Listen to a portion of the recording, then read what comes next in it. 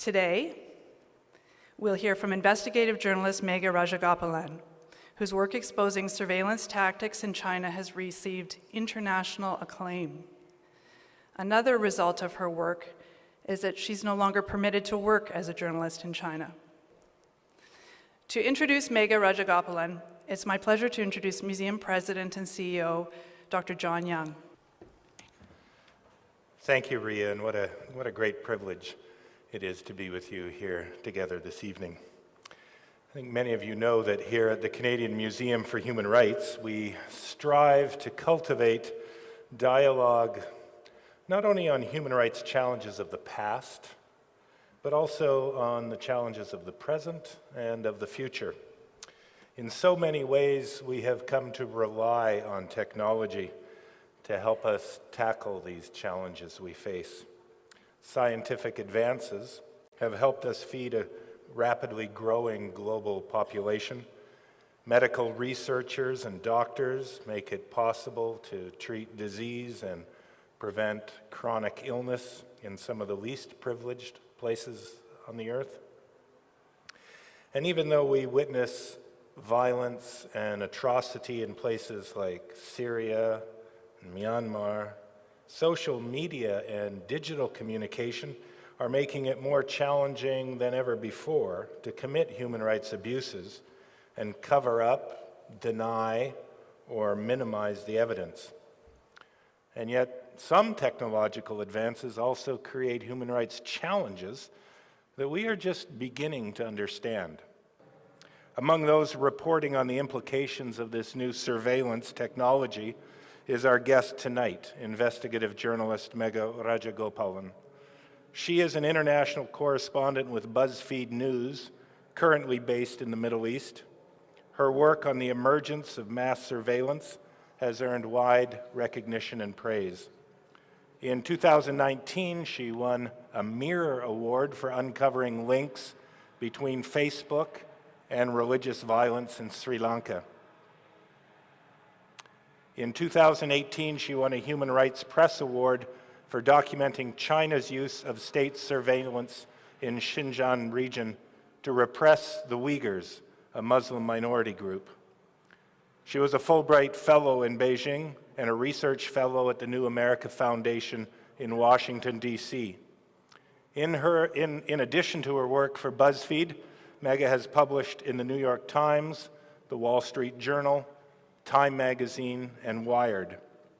She has shared her expertise around the world at many different venues, including Yale University, Georgetown University, the European Council on Foreign Relations, and the Oslo Freedom Forum. And now we are very pleased to have her here at the Canadian Museum for Human Rights. Please join me and give a warm welcome to Megha Rajagopalan. Well, thank you all so much for being here. This is such a great honor, and I would like to particularly thank the Canadian Museum for Human Rights for hosting me. I actually had the opportunity to visit the museum yesterday, and I couldn't help but admire the way that the museum has interwoven both the challenges and the accomplishments of Canada's human rights record, both historically and in the present day, with human rights challenges in many other parts of the world.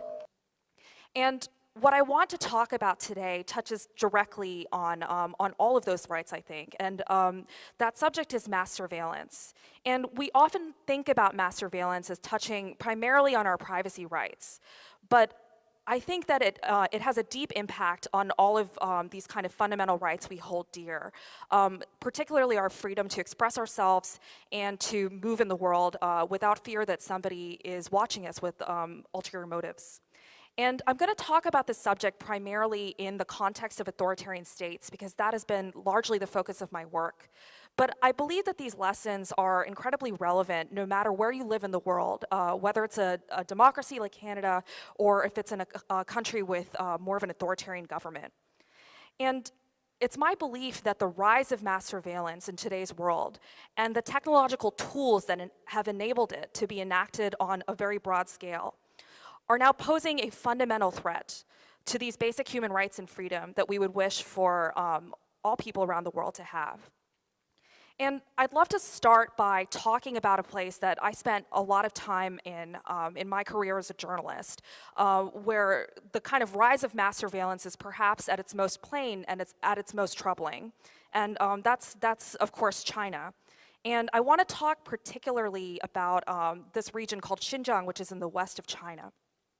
And I think by now, all of you guys who are, who are newsreaders and who care deeply about human rights issues will already be familiar with what's happening in this part of China, which is the kind of mass repression of Uyghurs and other Muslim ethnic minorities who live there, which is a population of some 11 million people. But in the context of surveillance, I'd love to take you through a kind of thought exercise about what it would be like to live in Xinjiang as a Uyghur or as another Muslim minority.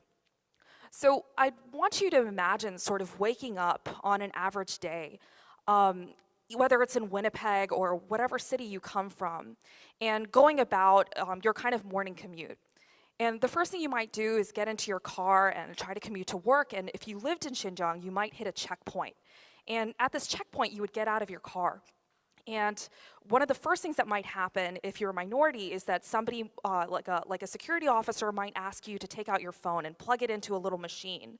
Or they would ask you to open it with your own thumbprint or your password. And they would look through your phone for messages to people who lived abroad, messages containing, sort of religious material, photos of things like mosques, Arabic pop songs. Any of these materials could kind of get you into trouble. And perhaps the next thing you would do is stop to fill up your car with petrol. And in the course of doing that, before you entered the gas station with your car, you might have to go through a facial recognition scan, and you would have to give your ID. And this is what petrol stations really look like in Xinjiang. And after that, you might want to drop your son or daughter off at kindergarten. And this is a real image of a real kindergarten in the southern city of Kashgar. I took one of these images, actually. And you can see that there is high fencing and sort of loops of barbed wire all around this school. And to go inside the school, you would need to go through airport-style security. And this sort of has the look of a place that is in a war zone, but in fact, it's not. This is just sort of what the security environment is like there. And after you went about your day, you might come home and start to have a quiet dinner with your family. And if it was a particular day of the week or day of the month, you might get a visit from a local Communist Party official. And they might do something like scan a QR code with their phone that's printed outside your house, and that would tell them how many people are supposed to be living in that house. And when they went inside, they might ask you a series of questions that they would ask every single week. Questions like, did anybody come to visit this week? Is anybody in your household pregnant? Did anyone change jobs? And did you practice your religion this week? So what's the significance of all of this information that's being collected? Well, Human Rights Watch and other researchers have found that all of this information and lots of other little factoids about your personal life, things like your electricity consumption, where you've been traveling, even whether you've turned your phone off, all of that feeds into a kind of centralized information system. And this is called the Integrated Joint Operations Platform. This app that I'm showing here, it's not a real, it's sort of a mock-up of an app of what it looks like. And security personnel sort of use this to manually enter information, and it gets sent to this sort of centralized database.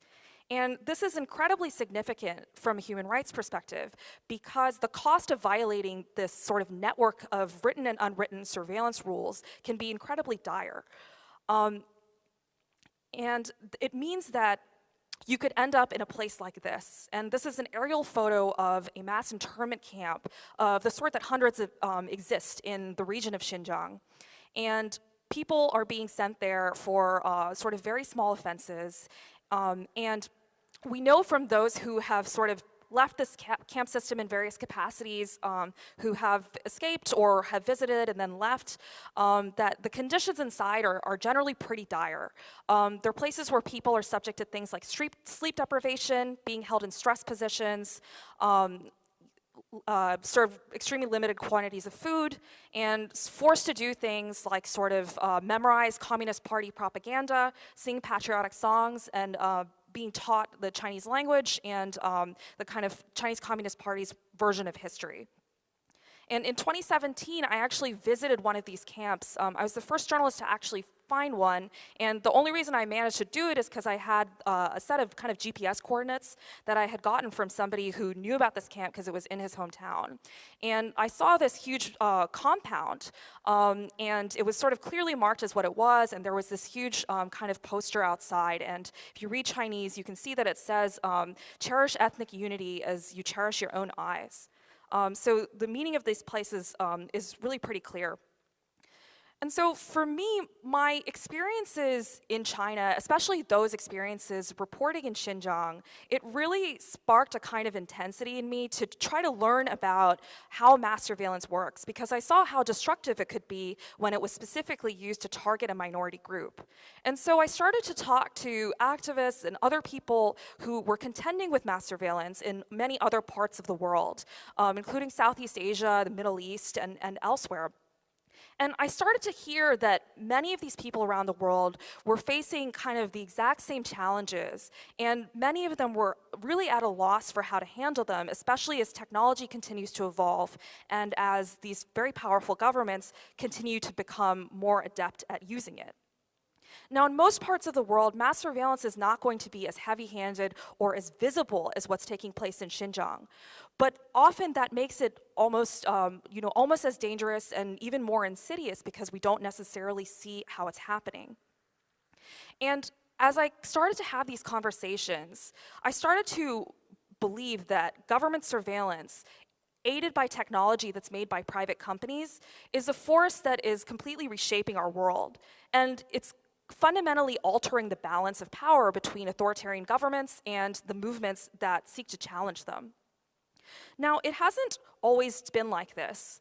When I started my career as a journalist, kind of in the 2011-2012 era, the atmosphere was of sort of great optimism, I think, for the use of things like social media and other technologies that would connect us. This was an era of the Arab Spring protests, which we didn't know yet how they would turn out. Even in China, it was a time when people were using Weibo and other Chinese social media to organize and to reach each other, and would even use memes and things like that to make fun of the government. But what we've seen in the years since is that power dynamic has almost been flipped. As authoritarian governments have become more adept at using surveillance technology, there's less and less room for citizens to use these kinds of technology for their own advantages. And in this discussion about surveillance, I'd love to talk about two separate aspects of surveillance that I think are both equally important, but sort of distinct. And the first aspect is surveillance in the digital sphere. How people are being watched and intimidated in the digital realm, and how governments have started to commandeer social networks and other communications tools to push forward their own propaganda. And the second thing I'd like to talk about is surveillance in the physical world. Things like biometric surveillance and how we are being watched by new technologies as we move through public spaces. So when I think about digital surveillance, I often think of this young man whose name is Kung Raya. He's a young man of about 27, 28 who I met in Cambodia last year. Now, Kung Raya got on Facebook in college, like a lot of us, and also like a lot of us, his original purpose for getting on Facebook was to meet girls. But very quickly, he started to realize that if he started putting up Facebooks and little video snippets of the kind of like student protests and demonstrations he liked to attend in his spare time, he could build up a really big audience. And that was a pretty remarkable thing for him, because in Cambodia, the media, the traditional news media, has always been under a lot of pressure from the government to censor and sort of control their coverage in various ways. But Facebook was this sort of new technology that people hadn't really figured out how to control yet. And he started to sort of use it as his own platform, his own kind of news broadcasting service. But then 2013 hit, and all of that started to change. You see, what happened in 2013 is that Cambodia had an election. And here I should mention that the leader of Cambodia is this guy. He's the prime minister of Cambodia. His name is Hun Sen. He's essentially an autocrat, and he's been serving in that role all the way since 1985. And in 2013, he was being challenged by the opposition, and the opposition didn't win, but they did a whole lot better than anyone expected. And one of the reasons that they started to do better was because of their command of Facebook. The opposition in Cambodia sort of realized that young people there were starting to get their news and to organize on Facebook, and that this was something that was really worth using and learning about. So after 2013, Hun Sen essentially decided, I need to learn about this thing. And so he appointed somebody to be essentially his minister of Facebook. Like, this is a real government position that exists in Cambodia, is Hun Sen's Facebook minister. And when I was in Cambodia last year, I actually managed to meet with the Facebook minister. And I talked to him a little bit about how Hun Sen views Facebook. And the first thing he told me is that they worked really, really hard to build a following so that he could spread his message. There's nothing unusual about that, but what is unusual is that Hun Sen is actually the third most followed leader on Facebook, according to a recent analysis. And the first two are Donald Trump and Indian leader Narendra Modi. So if you think about that, it's quite remarkable, because you're thinking about, first of all, Donald Trump, who everybody in the world cares about, and leader of India, which is an extremely populous country, and also he's posting in English a lot of the time. So the opposition in Cambodia would say a lot of this could be chalked up to follower buying.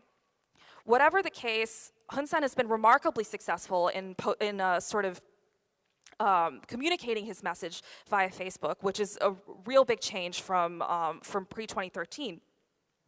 And the second thing that Hun Sen's Facebook minister told me is that there's a whole team in Cambodia who's basically devoted to essentially trawling Facebook for accounts that are critical of the Cambodian government. And if they found that an account was too critical for their liking, they would send an email to Facebook and ask them to take down the post or take down the account. And if Facebook wasn't willing to do that, they would just arrest the guy. And that is exactly what happened to Kung Raya in 2015. He wrote what he thought was sort of an innocuous post about something about a color revolution, which he didn't really understand what the term meant, he said. And he found himself getting arrested. And he was, in fact, the first person in Cambodia to be arrested based on a Facebook post, which is something that he had never anticipated because it had never happened before. So the kind of censorship of social media and censorship of the internet at large is a really classic tool that authoritarian governments are now using in an ever-increasing way to control the way people communicate and to monopolize communications almost in a way that existed before the internet. And internet shutdowns are a really important part of that. So the organization Access Now, which documents how shutdowns work every year, has found that there were only 75 internet shutdowns in 2016, and last year there were 196. If you're living in a certain part of South Asia, like Bangladesh or India, or certain parts of Africa, including Sudan, these are a pretty common part of life now. And I want to also talk about this man, whose name is Ahmed Mansour. So when we talked about Kung Raya and people like him in Cambodia, we were talking primarily about public posts on Facebook. And Ahmed Mansour, in fact, is also a person who was arrested based on things that he had written on Facebook. He's possibly the most prominent dissident in the UAE.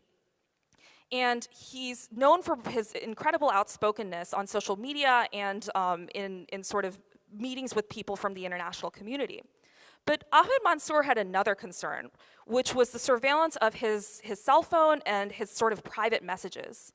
And when I was recently in Dubai writing about surveillance in the UAE, I talked to some people who had met with him, particularly from the international human rights community, and they talked about precautions that he and other human rights activists would take before he would go on these meetings. They would leave their cell phones at home, or they would work through intermediaries to be able to carry out these meetings. Now, Ahmed Mansour, unfortunately, is now serving a jail sentence of 10 years. But when I was learning about the way he had conducted his activism when he was still free, it struck me that he had fundamentally sort of resigned himself to the notion that his digital space, his communications were sort of fundamentally compromised. And by the way, he had reason to believe this. He had had his phone analyzed by sort of independent technologists, and they had found the malware put there by state actors and made by a company called NSO Group. And when I think about Ahmed Mansour and lots of activists like him, I think about the sort of shrinking space for digital privacy. And I think it's, that sort of brings me to the next thing I want to talk about, which is our privacy in public spaces. So I want to first talk about this phrase, biometric surveillance. So biometric surveillance is a kind of a term that's coined by privacy activists, and it includes all sorts of things like facial recognition technology, which you've probably heard about, behavioral analysis, gait analysis, basically anything that encompasses our personal traits and our personal features. And the best way to understand this technology is that it's sort of analysis that sits on top of very high quality video feeds. So anytime there's a CCTV camera around you that's producing a sort of high quality video feed, it's possible to use biometric surveillance on that feed. So face recognition, I'll talk about this first because it's a subject that's been in the news quite a lot. It's actually not a new technology. And in fact, the first recorded use of facial recognition technology, to my knowledge, by a law enforcement agency took place all the way back in 2001. And this was in a suburb of Tampa, Florida. And this was sort of in an area which was like a busy kind of pedestrian pathway. There were shopping centers there and lots of restaurants. And police were sort of trying it out to see if they could track criminals that way. And the police there actually abandoned the project 2 years later in 2003, and they made a public statement saying they abandoned it because it had failed to catch even a single criminal. So despite this, the technology sort of continued to evolve. And there are several reasons for the kind of development of facial recognition technology to the point that it's at today, in which it's sort of widely used all across the world. One of those things is that it became a lot cheaper to collect and store video footage, sort of very kind of heavy data. It's a lot more possible to store a lot of it now than it was back in 2001. And the second thing that happened is that video footage became a lot higher in quality. And the third thing is that the algorithms just got a lot better. So when we think about facial recognition technology, I think commonly, we often think about something that happens to us at the airport. So if you show up at a kiosk, for instance, you put your passport in, and there's a machine that takes a photo of your face, and you assume that it's matching you to a static photo of you, perhaps from your passport. And the reality is, it's not really like that anymore. That's sort of not the cutting edge of the technology. So imagine that you're going to a coffee shop every morning for, a few weeks or a month. So one day that you're at the coffee shop, you might be wearing a baseball cap or have a ponytail. One day you might forget to wear makeup. You might have your head down because you're staring at your phone. Your appearance will change day to day. But in the course of all of those trips, there will be sort of CCTV camera footage of you, and it'll be capturing your face from all kinds of different ways and different angles. And it's in this way that really sophisticated facial recognition algorithms are able to build a kind of 3D model of your head and figure out the way you look in lots of different kinds of circumstances. And the companies that are sort of developing this technology include some of the biggest companies in the world.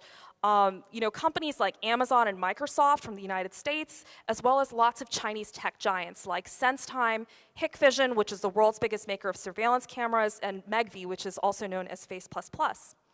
And I just want to give you a bit of a flavor of what some of the products that they're working on looks like. And these products you'll see go quite a bit beyond facial recognition technology and absorb a few more aspects of your personal traits. And I think the thing that's important to remember is that all of these traits are sort of, the danger lies when all of these traits are sort of brought together to build profiles of individuals. So this is a platform that's made by SenseTime, a Chinese company that specializes in AI and builds a lot of surveillance products. And you can see that this is taking footage of, sort of a public square, and this platform sort of claims to do a bit of behavioral analysis as well as facial recognition and license plate recognition. This is also made by SenseTime, and it's showing sort of a heat map of a group that's gathered in a public space. And this is a really common product that tech companies are sort of advertising. I don't mean to single out SenseTime because other companies are making this type of product too. And you'll notice that this product sort of focuses on the activities of groups. And if you talk to companies, they'll mention that there's a lot of value to something like this. So for instance, if you're looking at a construction site, you can tell in an automated way whether everyone is wearing their hard hat.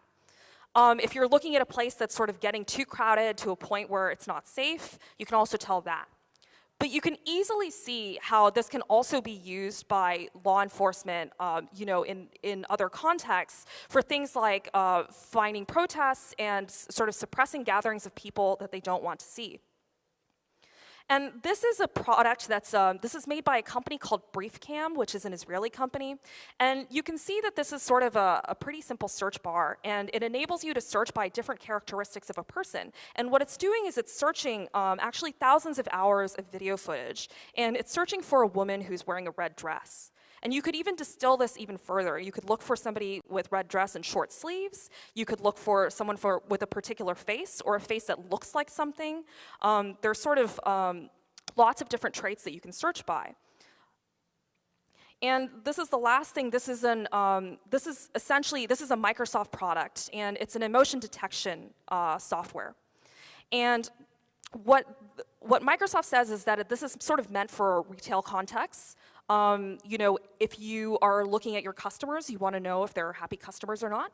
But emotion detection like this, it's also been used in all kinds of other contexts, things like immigration interviews and job interviews.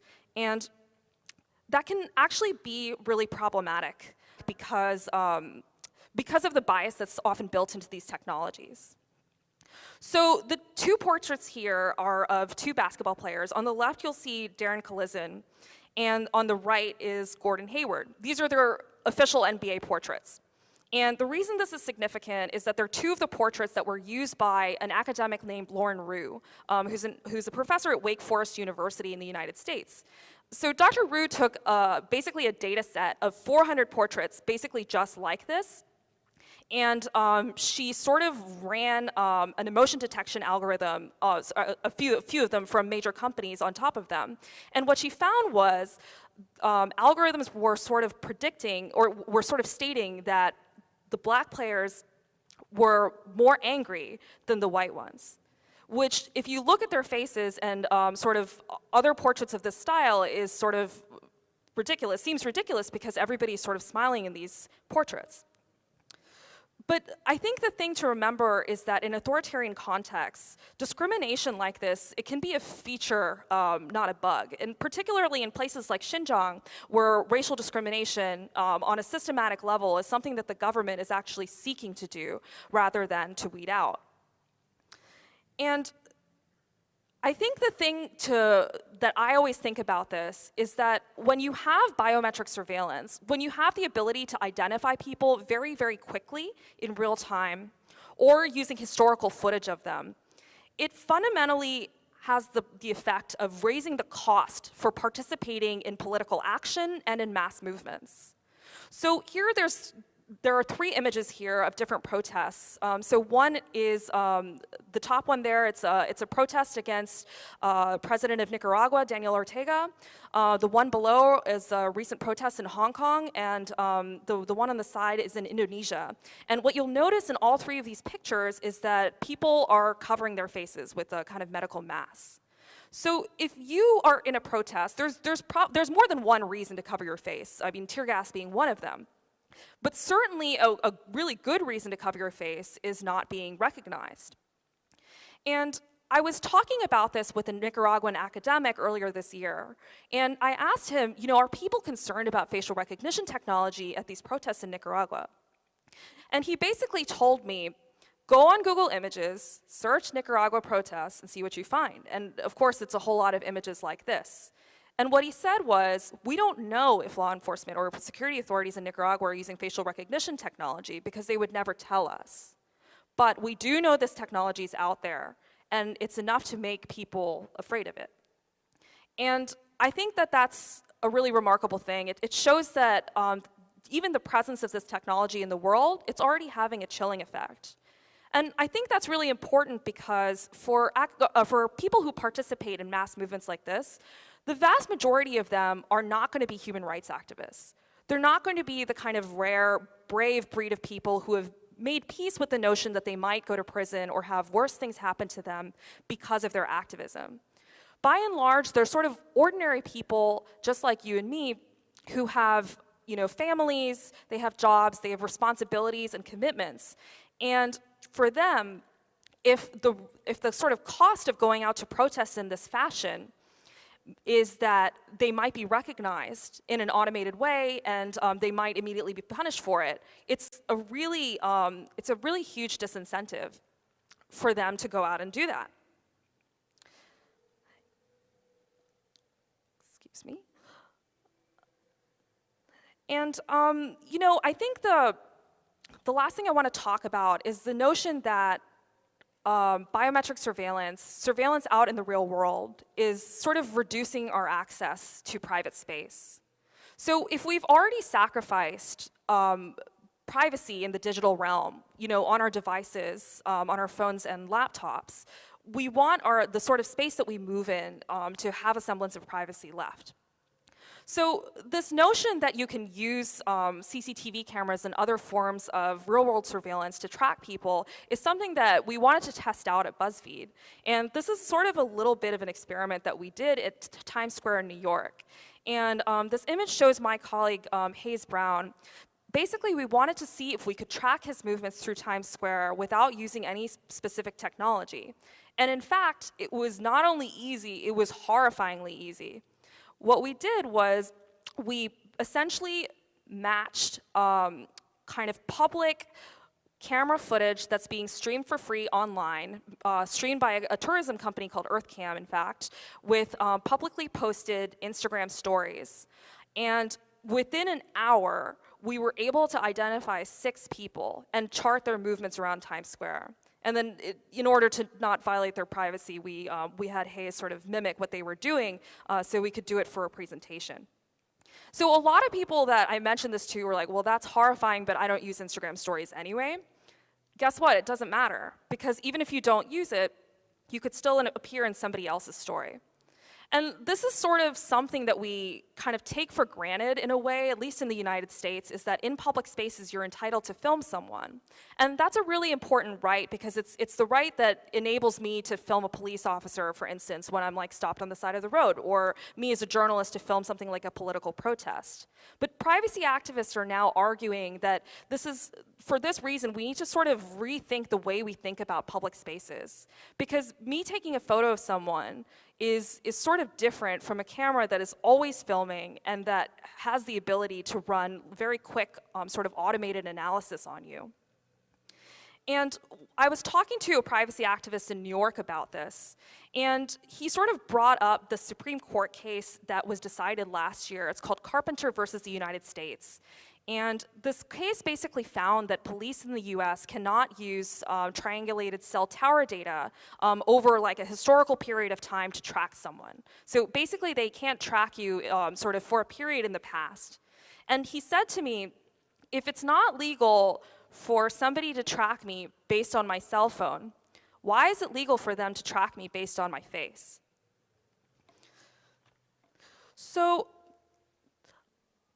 I give a lot of talks on issues around surveillance, and a question that I get really often is, is this sort of a foregone conclusion? There's all this technology out there, there's not a very clear way to stop it, and perhaps as individuals there's not too much we can do. And I actually really disagree with that notion. I mean, I think technology is just technology. It can work for us, it can make us feel more secure, it can help us communicate our ideas better, and it can really be a force for good. But I think that we have to make hard choices about the trade-offs between those other goods like security and the things that we're giving up, like individual privacy. And we have to make those choices in a way that's really clear to companies and to lawmakers. I think that there's already sort of a rising tide that I can see as a journalist of people that are sort of expressing their concern for individual privacy, both in places in the kind of democratic world as well as in more authoritarian systems. Even within China, where there's very little room for kind of self-expression, there are artists and lots of people on social media, academics, journalists that are sort of making their views known on systems that are on companies that are infringing on people's privacy. In the United States, there are already cities that are banning law enforcement from using facial recognition technology. I would say for me personally as a journalist, I'm most heartened by the people that I've been fortunate to meet who are working to change the systems in ways that protect people's privacy. And I'm thinking about people like Marietje Schaake, who is an EU legislator who has been working for the better part of a decade to implement export controls on surveillance technology. And technologists here at Citizen Lab, which is a research institution right here in Canada, that help people like Ahmed Mansour determine whether their phones have been compromised and sort of police hackers in the authoritarian world. I think there are a whole range of people that are willing to address these challenges from different standpoints, ranging from artists and technologists to lawyers and policymakers and journalists like myself. And I think the common thread between all of them is a deep-set belief that people everywhere are entitled to a fundamental level of privacy, whether they live in authoritarian states or in democratic contexts. I think it's particularly important, though, for all of us who have a connection to North America to think deeply about these issues, because I think that the norms that are set in this part of the world end up affecting everybody very deeply. And I think for people who advocate for privacy rights, it's their belief and mine that as technology continues to advance, safeguarding these rights is absolutely critical to ensuring that human freedom persists in the decades to come. So thank you so much all for your time, and I'm really looking forward to hearing your questions and thoughts. I want to thank you for a very informative presentation, and this is a very important topic. I wanted to start and just ask a few more general questions about your own career choice and the role of journalism today, and then we can get into some further questions and comments about the topic of security, privacy, and surveillance. We have a film club here at the museum. Last year we watched the movie Das Leben der Anderen, or The Lives of Others, a movie about life in East Germany and the role of the surveillance state. And at one point there's a character who kind of uses that ubiquitous justification. If you are behaving properly, then you don't have anything to be worried about. Right. How do you respond to that kind of? I mean, you know, I hear this a lot, like, why do I have to be worried? And I think that people who make this argument, they're not thinking about the other side. Like, they're not thinking about who is actually getting access to this kind of information about them. So maybe you like your government, maybe you trust your government. Well, governments change, and data is forever. So, even if you like your government, you may not like every individual person. You don't know what kind of motives that person has. And, you know, I also think that there's another aspect of this, which is that it's hard to conceptualize the extent to which different streams of data are being put together. So you might think this one thing is like fine for me to share, but what if you contextualize it with something else? And the last thing I would say is that, you know, it would be a stretch to say everybody has secrets, but you know, it's like everybody has things that they would like to keep private. So I mean, your trip to your therapist's house, right, or office. You know, if you're a young woman getting an abortion, or any number of things that people just want to keep to themselves, they're entitled to keep it to themselves. And even if it's not something that's quote unquote doing something wrong.